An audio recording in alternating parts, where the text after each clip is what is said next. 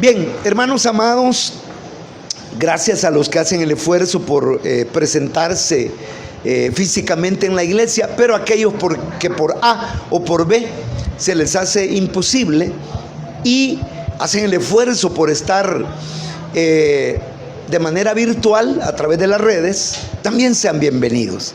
Desde Iglesia Centro de Misiones en San Salvador, El Salvador, Centroamérica, les amamos, les bendecimos en el nombre de Jesús. Amén.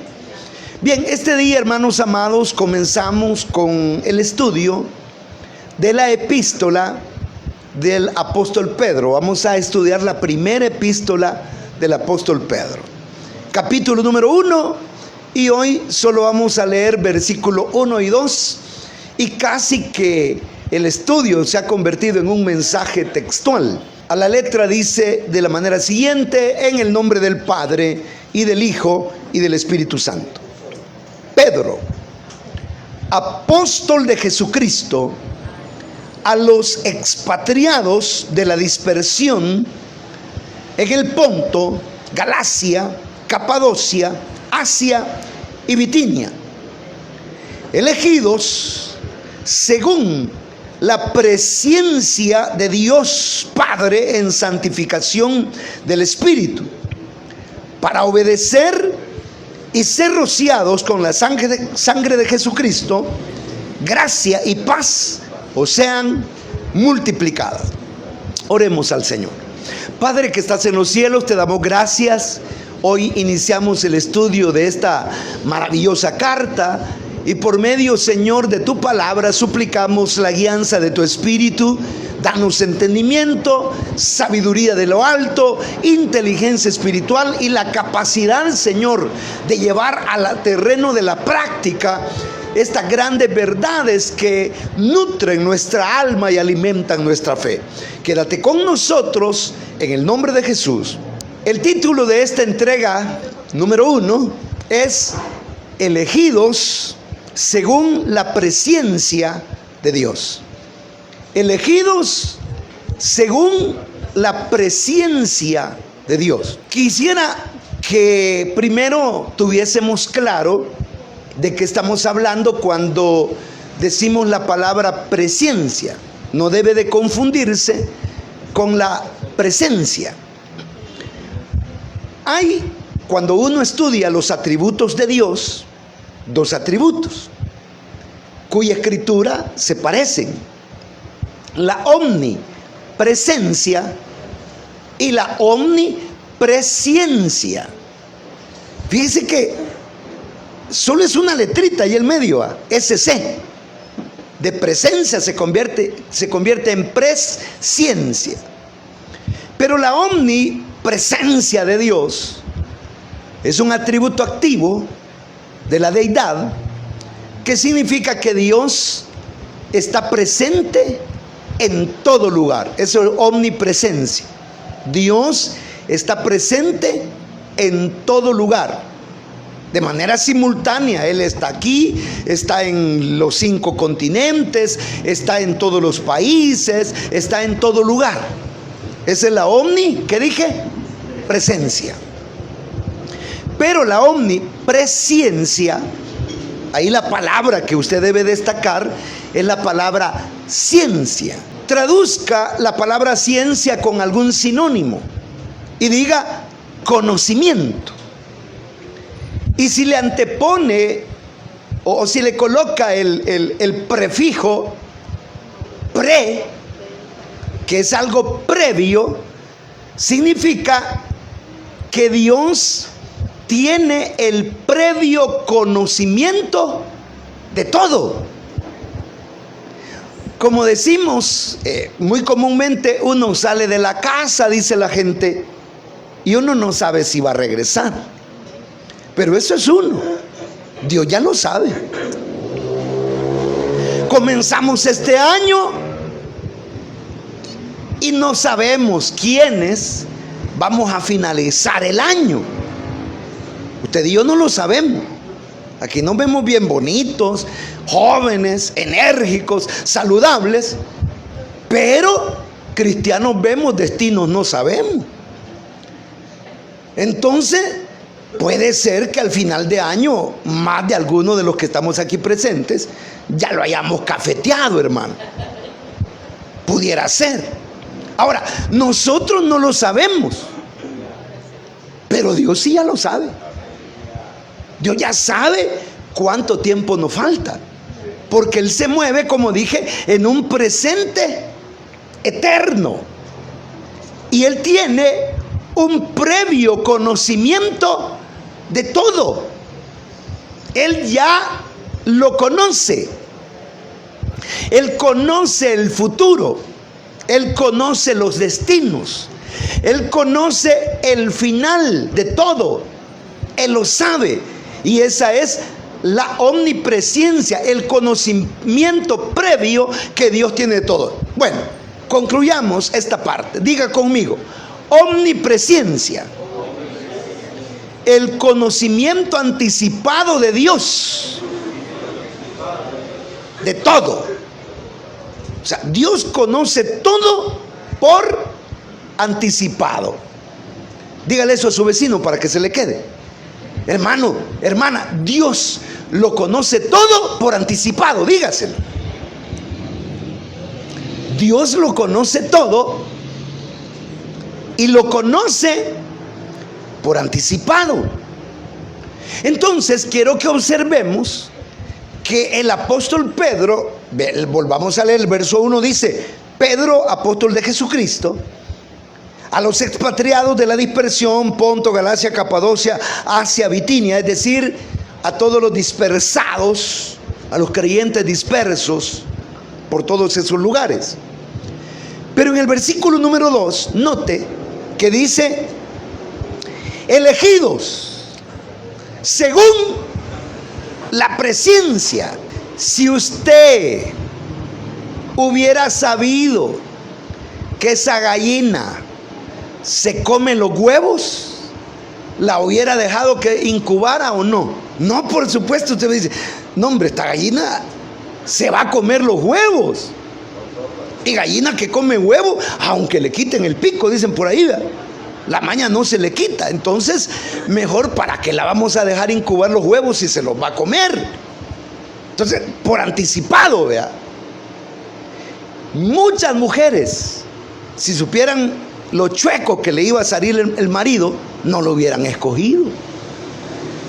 Y muchos varones, si supieran lo que le iba a tocar, tampoco lo hubieran escogido. Es decir, mire qué bendición es esta, hermano. Dios, en su soberana misericordia, hace que el futuro esté velado para nosotros. Porque ha de ser terrible para un hombre, una mujer, conocer el futuro, ¿vea? Ha de ser horrible para nosotros, humanamente hablando, por nuestras imperfecciones. Pero Dios es perfecto. Entonces el punto es que si nosotros tuviésemos ese don de conocer por anticipado todas las cosas, muchas decisiones nosotros no las hubiéramos tomado. Muchos caminos nosotros, no, por ahí no me voy. Ya sé lo que me va a tocar. Ya tuve una premonición, le llaman a esos como cuadros o escenarios que por anticipado se revelan a la mente o al corazón del hombre. Y nosotros no nos han dado el tener conocimiento previo, pero sí nos han dado aquello que nosotros llamamos como un presentimiento. ¿Cuántos han presentido alguna vez algo? Y dice: no, yo presiento tal cosa. Y sale usted corriendo y no era por gusto el presentimiento. Pero eso ya es ministrado en la gracia de Dios, por la misericordia de Dios. Que Dios nos pone un sentir de aquello que puede suceder. Y aparte de eso, en la Biblia, 1 Corintios capítulo 12, hay por lo menos dones, algunos, que se tratan con respecto a este discernimiento. Uno de los tantos es la palabra de sabiduría, que es un don por medio del que Dios le revela a su iglesia, a sus hijos, a sus siervos, algunas cosas que van a suceder en el futuro. Ya les he comentado que hace años viniendo del oriente hacia la capital de nuestro país, se me atravesó una niña con un vestidito amarillo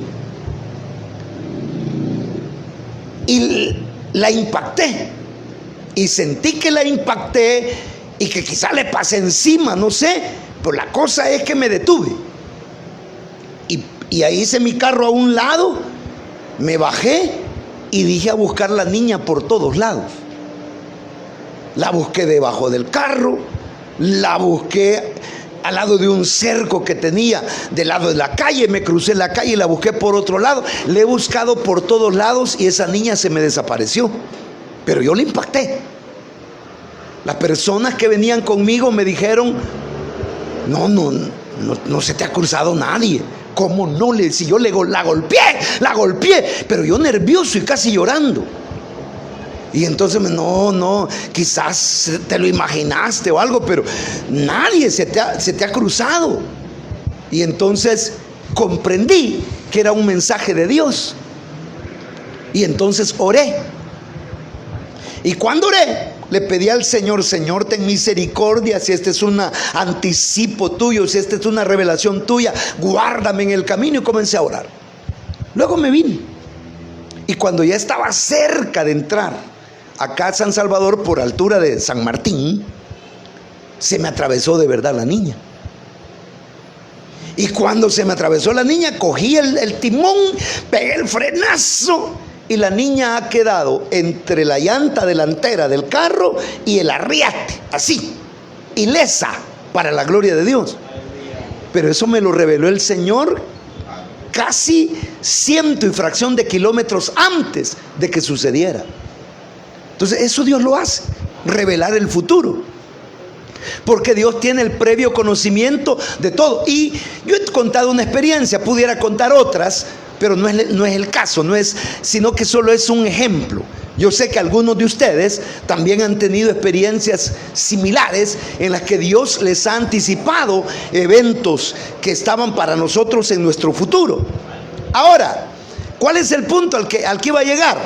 El hecho es que si adelante usted sabe que hay algo chueco, que hay algo maloso, que hay algo que no va a servir, usted simplemente no lo escoge. Usted no lo escoge. Pero aquí viene el punto, que Pedro dice: mire, Dios nos eligió en su presencia.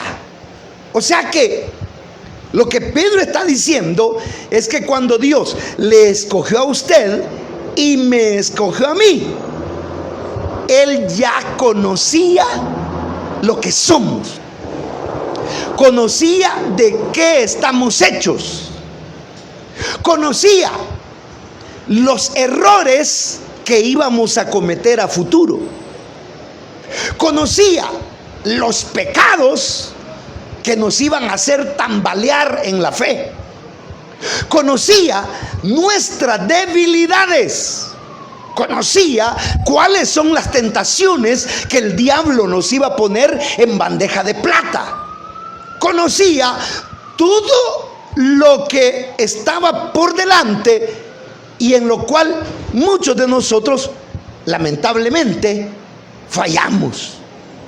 Pero Dios ya lo conocía. Y Dios, sabiendo que estamos hechos de una materia imperfecta, nos escogió. Ya sabía. O sea, cuando Dios lo eligió a usted y a mí, no nos eligió porque ya éramos personas maduras, porque teníamos principios, porque habíamos desarrollado carácter, porque tenemos compostura, porque sabemos discernir, porque los pasos los damos con previo discernimiento, porque caminamos en sabiduría y porque somos inteligentes. No, hermano, si la Biblia dice que lo vil del mundo, lo menospreciado del mundo, lo débil del mundo y lo que no es lo que Dios escogió. Es decir, nos escogió a nosotros, seres imperfectos, pecadores por naturaleza, a Allá en Génesis 6 dice: y vio Dios que el designio del corazón del hombre era de continuo al mal. Ese designio o esa inclinación al mal de la vieja naturaleza todavía está en nosotros. Y a nosotros se nos hace fácil meter la pata.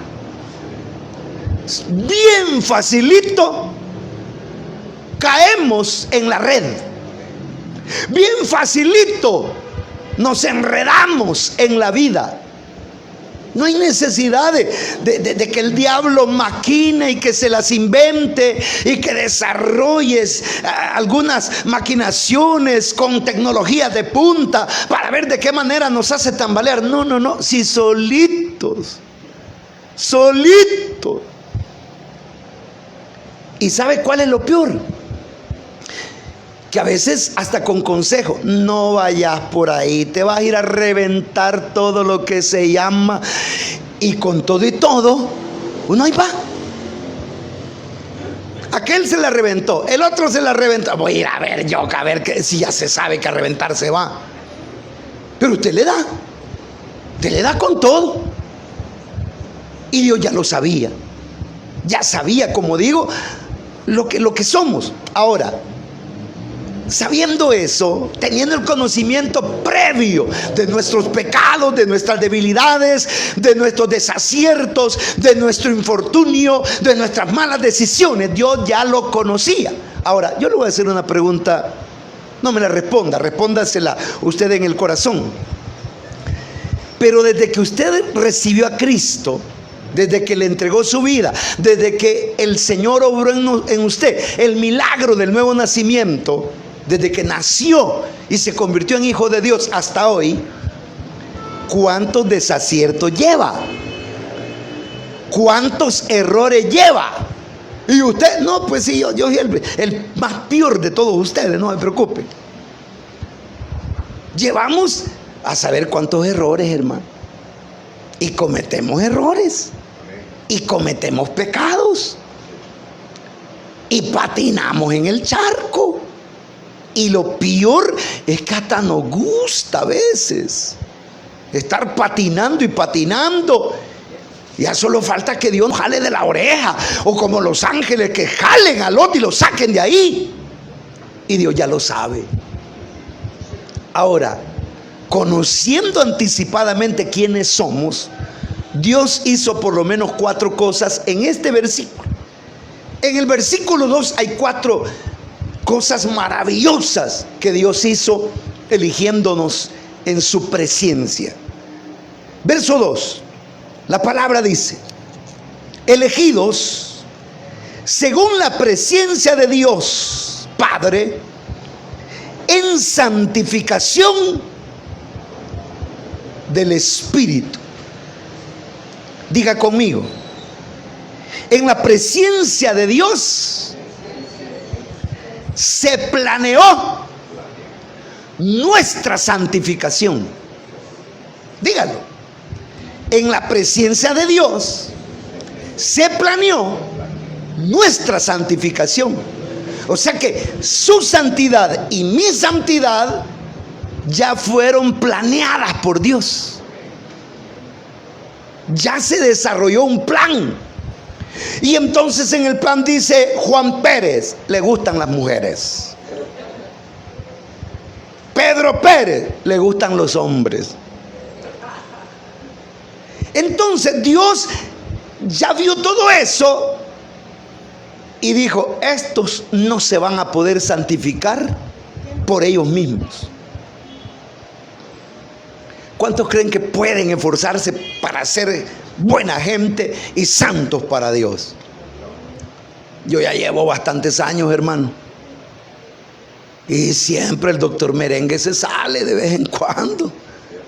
Es horrible, la vieja naturaleza es tremenda. Y no es cuestión de tener años de estar en la iglesia o de manejarse en los privilegios y sitiales de honor de las congregaciones o en las posiciones de liderazgo. No, desde el que está más arriba hasta que el que está más abajo, todos podemos sucumbir ante una tribulación, prueba, ante una tentación. Y entonces Dios dijo, estos no se van a santificar por ellos solos. Y entonces vino Dios y dijo, vaya, lo primero que voy a hacer es para que ellos sean santos. Número 1, los voy a lavar con la sangre del Cordero. ¡Aleluya! Y la Biblia dice, hijitos, si alguno de vosotros hubiere pecado, abogado tenéis para con el Padre. Y la sangre de Jesucristo, su Hijo, nos limpia de todo pecado. Entonces la sangre de Jesús nos limpia, nos lava. Entonces nosotros tenemos que estar recurriendo a la sangre de Jesús. Ah, no, pero si yo ya me convertí. Sí, pero aún convertidos todavía tenemos debilidades, todavía cometemos errores. Entonces diariamente hay que estar aplicándonos. Señor, lávame con tu sangre, perdóname, Señor, límpiame de todos pecados, Señor, ayúdame. Y no se vaya a la cama sin haberse puesto a cuentas con Dios. No se vaya al descanso diario sin haber orado al Señor y haber limpiado su conciencia y su alma. Entonces primero nos lavan con la sangre de Cristo. Número 2, mire cómo es la cosa. Nos sellan, nos ponen un sello. Ese sello, dice la Biblia, que desde que creímos fuimos sellados con el Espíritu Santo. Entonces usted y yo somos sellados por el Espíritu. Bueno, ¿y ese sello para qué sirve? Para que Satanás, el diablo, la carne, el pecado no puedan hacer destrozos con nosotros, sino que respetan el sello. Y antes de que el diablo lo tiente a usted, primero tiene que ir a presentar una solicitud. Y dice, ¿me das permiso, Señor, por favor, de probar a este Efra? Y el Señor se me queda viendo y dice, no, este no va a aguantar. Este ni el primer soplido. Ni le han soplado cuando ya tiene infección en la garganta. No lo toques. Andate por allá. A este no me lo tocas. Pero a veces Dios decide permitir la acechanza, el dardo, la maquinación del diablo. Dios la permite. Pero ¿sabe qué? La Biblia dice que fiel es Dios, el cual no nos va a dejar nunca ser tentados más allá de lo que podamos soportar. ¿Por qué? Porque antes de permitir la tentación, Dios ya proveyó para que nosotros seamos robustos en fe, resistamos al diablo y podamos salir en victoria, santos para Dios. Entonces, primero dije, nos lavan con la sangre. Segundo, nos sellan con el Espíritu Santo de Dios. Tercero, la palabra, dice el apóstol, la palabra de Cristo more en vosotros. Muchas veces usted y yo entramos en ocasión de cometer un error. ¿Y qué es lo primero que se le viene a la mente? Un verso de la Biblia.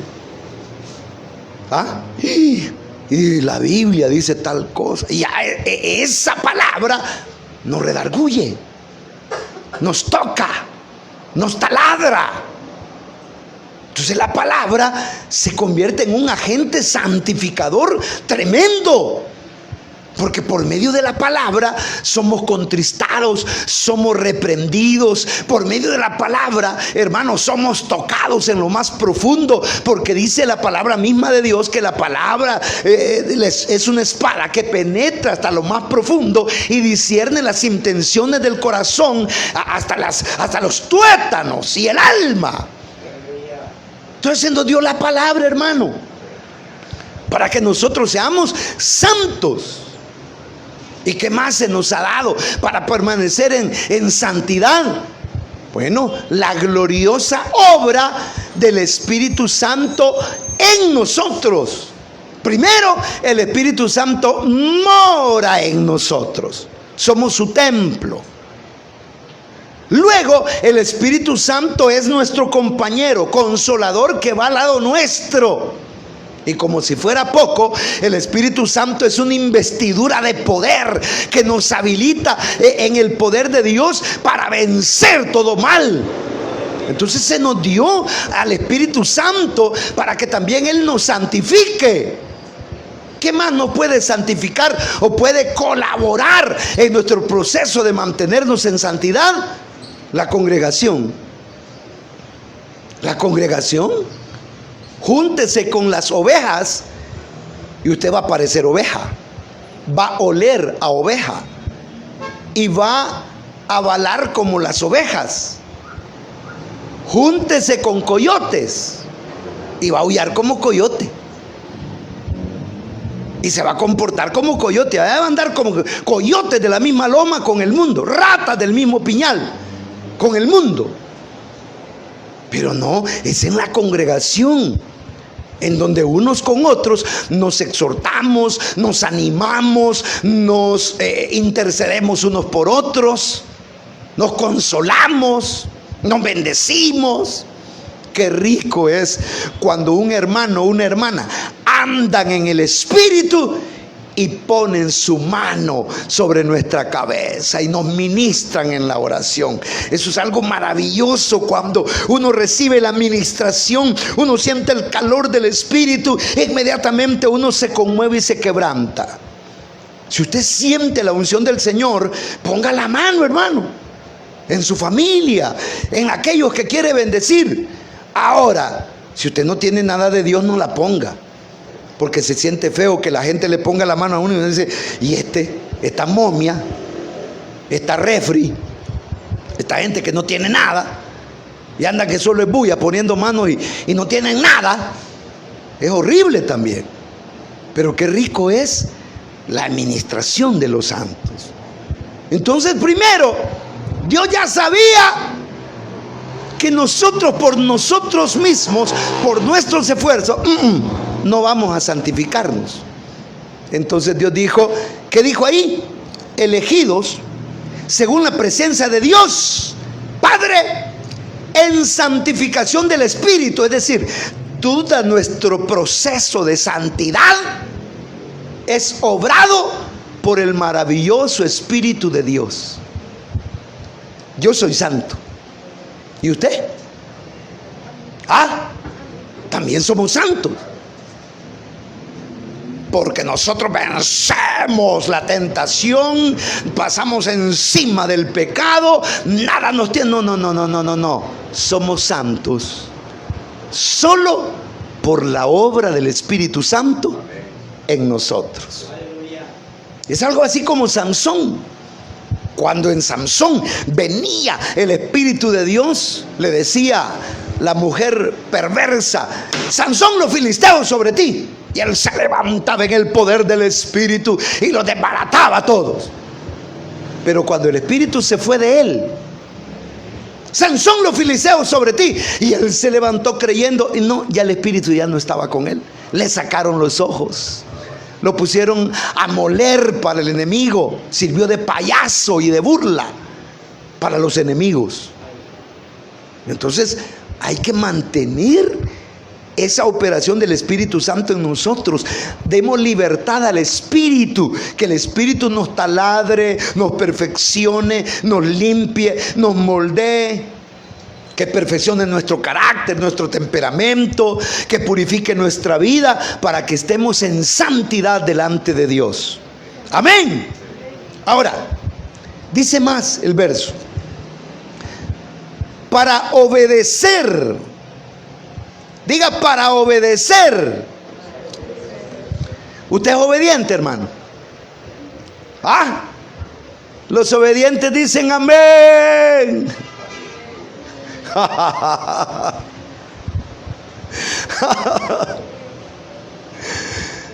Hágame un favor, mira a su vecino a ver si le mira cara de obediente.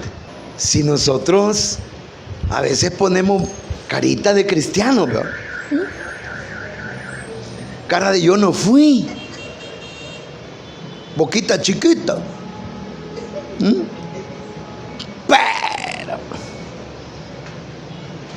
pero sin embargo, fíjense que es Dios el que nos hace obedecer. Fíjense que en la Biblia, ya les he contado, ustedes lo buscan en su casa, pero cuando el apóstol Pedro fue a predicar a Cesarea, dice que les predicó y estaba predicando cuando cayó sobre ellos el Espíritu Santo. Y después Pedro dijo: ¿cómo voy a poder yo impedir que estos pasen las aguas bautismales si ya el Espíritu cayó sobre ellos? Y los bautizó. Y después lo llamaron los de Jerusalén, celosos de cómo era eso que le había predicado a los gentiles. Y entonces Pedro les dijo, mire, les contó toda la historia y les dijo: ¿cómo podía yo hacer si ya el Espíritu Santo había hecho la obra en ellos? Y entonces llegaron a una conclusión y dijeron los apóstoles en Jerusalén: con que a los gentiles, también a ellos Dios les ha regalado el arrepentimiento.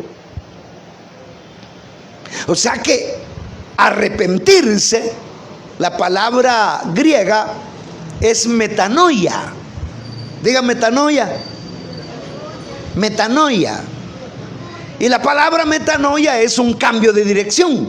Usted va para una dirección, de repente se para, hace un giro de 180 y comienza a caminar en sentido contrario. Eso es metanoia. Entonces, dice ahí, a los gentiles Dios se los ha regalado. O sea que el arrepentimiento es un regalo de Dios. ¿Cuántas veces usted se ha arrepentido? Todas las veces que usted se ha arrepentido de corazón, es regalo de Dios. Pero ¿sabía usted que hay gente que no se puede arrepentir? Hay gente que patina y no siente un redarguir. Ya tiene la conciencia cauterizada. Ya tiene endurecida su alma. Y ya no hay como un temor. Ya no hay una percepción de la eternidad, ni que un día tiene que dar cuentas, ni que se va a enfrentar al Dios de gloria. Ya la conciencia es una piedra. Y entonces dice el 14 de los Salmos, dice el necio en su corazón: no hay Dios. Y todo el mundo, pecador, impío, que se autodenominan ateos, dicen: no hay Dios, dicen. Y han inventado una serie de concepciones relacionadas con el pecado. Dicen: no, el pecado intrínsecamente es una ofensa a Dios, pero como Dios no existe, entonces no existe el pecado. Y dicen otro: no, lo que pasa es de que los males que las personas hacen, los hacen por su naturaleza. Y si es su naturaleza, entonces ¿qué culpa tienen? Entonces no es pecado.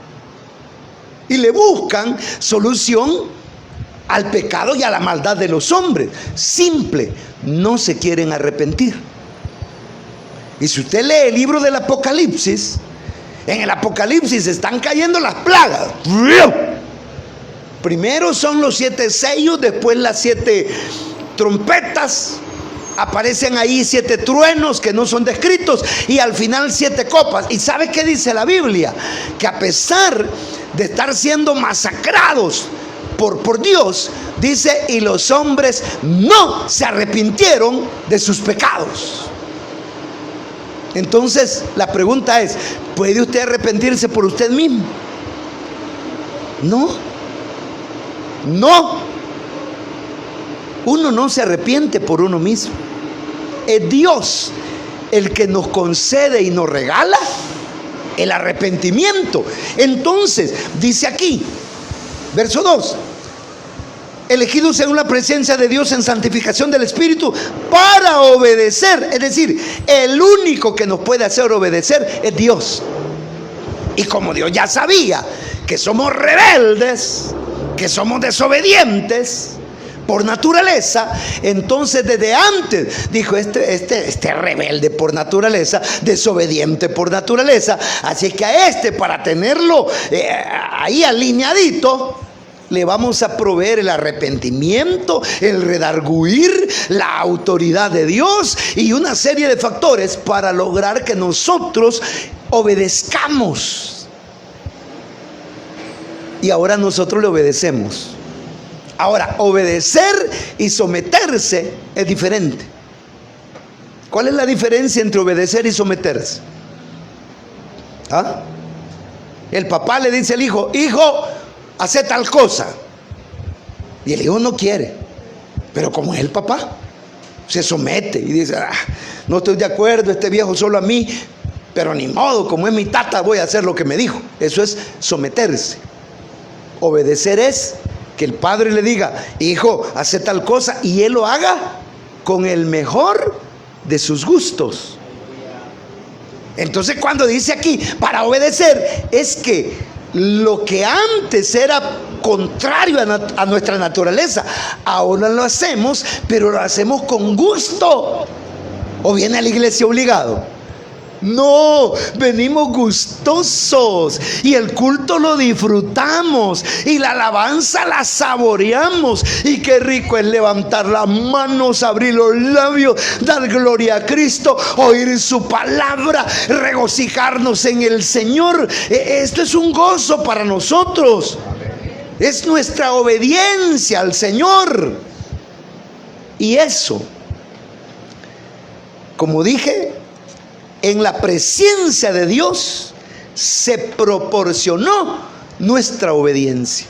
O sea que de anticipado Él dijo: les voy a ayudar a estos a obedecer. Amén. Tercer aspecto, siempre el verso 2: para obedecer y ser rociados con la sangre de Jesucristo. Entonces diga conmigo: en la presencia de Dios se preparó nuestra redención. ¿Sabe qué es redención, hermano? Redención es, redimir es comprar la libertad de alguien por un precio, dar un pago. Y es la liberación en base a ese pago. Usted y yo éramos por naturaleza, dice el apóstol, hijos de ira. Por naturaleza, pecadores. Por naturaleza, enemigos de Dios. Por naturaleza, nos deleitábamos en el pecado. No se acuerdan, yo no soy partidario de que nos estemos recordando de dónde venimos, ¿verdad? Pero de vez en cuando es bueno para como afirmar la gratitud al Señor. Pero acuérdese de dónde viene, hermano. Si muchos de nosotros estábamos hundidos en drogas, en vicios, en pecados, en maldades, y de ahí nos levanta el Señor. De ahí nos compró el Señor, nos redimió, nos rescató, porque éramos esclavos del pecado. Efesios 2:1 dice que nosotros estábamos muertos. Él nos dio vida cuando estábamos muertos en delitos y pecados. O sea, usted era muerto, hermano. Y yo, por supuesto. Éramos muertos, éramos pecadores, éramos reos de eterna condenación. Pero vino el Señor y dijo: para ellos los voy a rescatar y voy a pagar el precio. La salvación, hermano, los evangelistas dicen: hermano, la salvación es gratis. Usted no tiene que hacer nada, solo creer en el Señor. Levante su mano y pase al frente y repite esta oración. Es gratis la salvación. No, hermano, la salvación no es gratis. No. La salvación es lo más caro que ha existido sobre la faz de la tierra.